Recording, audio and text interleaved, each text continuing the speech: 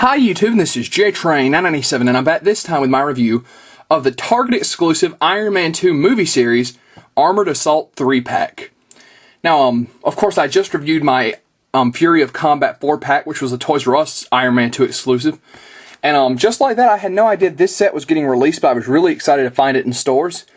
I will say more so than the Fury of Combat pack, because not only do we get yet another drone that we've been waiting for, the Sea Assault drone in this pack, we also get a previously released Mark V with what I believe is a very slightly tweaked paint job, although he does come with the same suitcase missile launcher and alternate hand.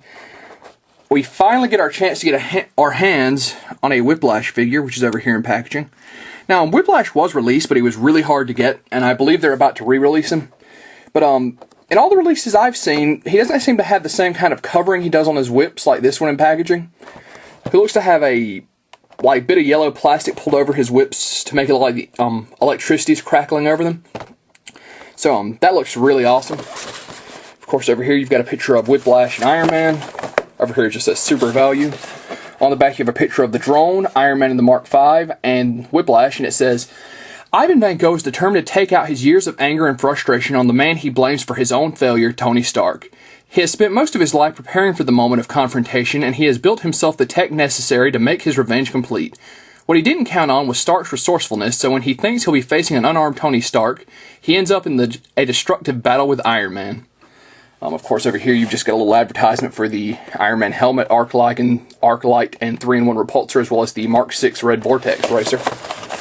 But that being said, really glad to finally have this package. Let's pull these bad boys out. And first off, we're going to be having a look at Whiplash here, and he's a very nice looking figure when you've got all the whips said and done. And even some of the detail on him is actually really nice, although there is some paint error. Now, once again, I can't compare because I don't have the other Whiplashes, but as you can see here, there's a very nice electricity effect going through the whip. I thought they'd be a bendable plastic, but they are kind of permanently in their shape, although they will give a little. But you can see there's really nice detail on both of them. Let's actually go into Whiplash. Not entirely crazy about that face sculpt. It's not terrible, though. He's actually got a fair amount of detail to be so small on his tattoos. His rig looks really nice. Now, I do have an issue with mine. Turning him around real quick. Of course, you can see a very nice deal of detail on his back there. Right here you can see the entire arm didn't get paint, unlike this one. Just, well, it got his flesh-colored paint, but it didn't get the actual silver to go on his rig for his electricity, or his black, or anything. As you can see over here, all the paint went on. Over here, completely lacking. I don't know what happened. There was only one on the shelf when I found these, so I couldn't really compare, although I could tell there's a little bit of paint missing on the back. I didn't know it was as bad as it is. But not completely terrible. Of course, his articulation, he goes out, does a full 360, bends the elbow, spins, and has a wrist joint. His head's kind of permanently locked in place by his hair. His arms, of course, both have the same articulation. His waist has some left and right, as well as up and down, kind of held in place by these hoses. And his legs are really stiff as well, just by the way this kind of track jacket is hanging down. Of course, you can't really move his legs all that much until you get down to the knee, where he has a double jointed knee and a very slight ankle joint. So most of his leg articulation is almost frozen in place, if not hindered. So that's unfortunate. So overall, the detail is really good, with the exception of some minor paint flaws. The face sculpt is okay. I'm not insane about it. The whips look really nice. Of course, I'm surprised they didn't permanently come attached. You just have him holding both the whips. So, I know when this guy first came out, he was running you like $60, if not more, online. Like I said, he is getting re-released, although I don't think the whips look exactly the same. An awesome looking figure. It's really good that I'm really glad I finally got the main villain. I didn't think he should be so hard to find. But overall, he's just an okay figure. A lot of frozen articulation. Overall, when everything's said and done, he's going to look really cool on a shelf, and that's what I got him for. But that being said, let's move on to the next figure. And here we have Iron Man in his Mark V armor with his suitcase and alternate hand. Now, out of the very few movie line figures that I bought, I did buy a Mark V, so in just a second we'll be having a comparison to them. Of course, your suitcase, standard amount of detail. You actually get a little panel over here that allows it to flip down. On the regular figure, it did it. No, there we go. You can see there's kind of some gears in there. Of course, over here, this little triangle is your firing button. So, no big deal there. Now, I haven't tried it yet, but with the other Mark V, I had a lot of trouble with him being way too heavy to hold the suitcase. Not to mention, if you didn't see the movie or don't read the Iron Man comics, the whole point is the suitcase is a suit of armor itself, so having him holding the suitcase is just kind of strange. Just one of those things that would never happen. Although I guess them throwing it in is pretty good. Of course, now he's got the suitcase. Doesn't seem to want to stay in his hand. Let's try one more time.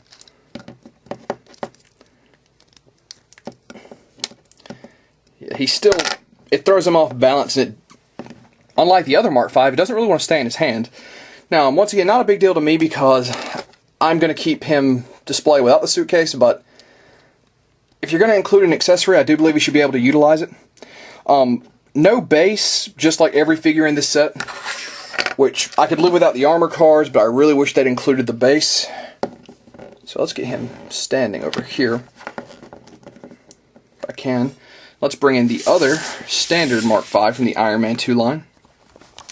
As you can see, his base and armor cards. Let's actually get a comparison. As you can see at first glance, you might not think there's that many differences, but there are quite a few little changes they've done to the Mark V armor in this set. Actually, I think I'm a little more fond of this one, although this one is movie accurate. But if you zoom in on this one, you can actually see he's got some lines in his face, like the armor's just clamped together, where this one doesn't. It's just a plain silver face mask. You can see just kind of over there on the arms, he's got some silver. So, overall, same figure, but, actually they're right at, they're pretty different for me, honestly. They're supposed to be the same figure, but little changes, little different paint apps. I'm actually not too upset I had to get another one of these figures. I was mainly after Whiplash and the Sea-Drawn anyway. Although he does seem to want to keep doing this split. Might have to keep fixing. So overall, his articulation. He does a full 360 at the head, some slight up and down. His arms go out slightly, do a full 360. Bend and spin at the elbow, and have a wrist joint. Of course, same for both arms. He does a full 360 at the waist, some very slight up and down. His legs don't seem to want to go out. There they go. Go out a little forward and back, not too much. Double joint at the knee and ankle joint. So overall, this guy's an okay figure. I wasn't crazy about the Mark V the first time I bought it. A slightly tweaked paint job eases the pain a little bit, but overall, he's just, once again, it's an okay figure. He's definitely not the big draw on the set for me. That being said, let's move on to the third and final figure. And here we have the Sea-Drawn out of packaging. Now, let's try and get a 360. The instant I pulled him out of packaging, both his missile launchers and his backpack fell off. And there's a good reason for that. There's no real way of attaching them. I mean, you just kind of clip them on and you hope they stay. The backpack keeps falling off as well, so I was kind of disappointed about that, because that's the main thing that makes this drone different, is that he's got all these giant missile launchers all over him. And I was really just hoping for a peg or something, because they just expect you to clip these things on. And for me as a collector, it's fine, because once again, I put mine on a shelf. But the instant you move his arm, they kind of just wobble off. So I was really let down by that. Of course, he's still got his missile launchers over here on his arms. Those are permanently attached. Of course, his backpack, once you've really force it on there, it'll stay pretty good. Let's actually go on to his detail. Let's try and get his missile launchers on here. It'll be 1 second while I clip these things back on.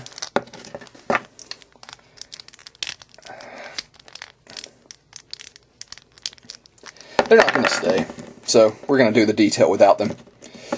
1 second while I get him standing. Overall, he's a very nice looking drone. They put a lot of nice detail on him. You can see the missile launchers over there, the American flag. As far as articulation, if you have the missile launchers on, you pretty much can't move the arms at all. But his head does a full 360, well, would do a full 360, a little hindered by the way his head is kind of sitting down in this pit. Very slight up and down on his head. Arms go up to about here, do a full 360. Bend at the elbow, and wrist turns ever so slightly. Looks like he's got a full 360 at his torso, some slight up and down. His legs go out. Looks like they would go forward if not hindered by the little pads on his leg, much like the ground assault drone from the Fury of Combat 4-pack. Oops, kind of got him twisted around here. Oh, there goes his backpack again. Of course, he's double jointed at the knee, and he has an ankle joint. So overall, I gotta say I was let down by this guy. His articulation's great. The detail he has on the base figure is nice. But the big draws for me, which was that he has these giant missile launchers on his shoulders, are just executed so terribly poorly. They barely stay clipped on, and that's if you're lucky. So, I mean, you really just got to cram these things on, get them in your display, and hope they stay. Although, to be fair, there is some nice detail on the back of these things. Let's get him stuck on here. Well, let's avoid that for now and go into a final thoughts on the set. So, overall, the Iron Man Target exclusive Armored Assault 3-pack will run you $20 at your local Target. Just hitting stores now, so you should be able to find it, but I've got to be honest, at this point, I'm at a solid pass. I spent so much time trying to get the rocket launchers to stay on the Sea Drone, I've loosened up his knee joints quite a bit. The Mark V, I was never really amazed with. I always thought he was an okay figure. Whiplash is really the only figure from this set I really recommend, and to be honest, he's an okay figure. He doesn't blow me away, but he is it's nice to finally get the villain from Iron Man 2, and I do think overall he's a nice looking figure. So, I just can't recommend this set in all good conscience. Whiplash is getting re-released, so if you really want him, I'd wait for him. I even think the Sea Drone is getting an individual figure eventually. So that being said, this is JTrain997. Only one worth picking up is Whiplash, and I'd go to eBay for him, and I'll see you soon, YouTube.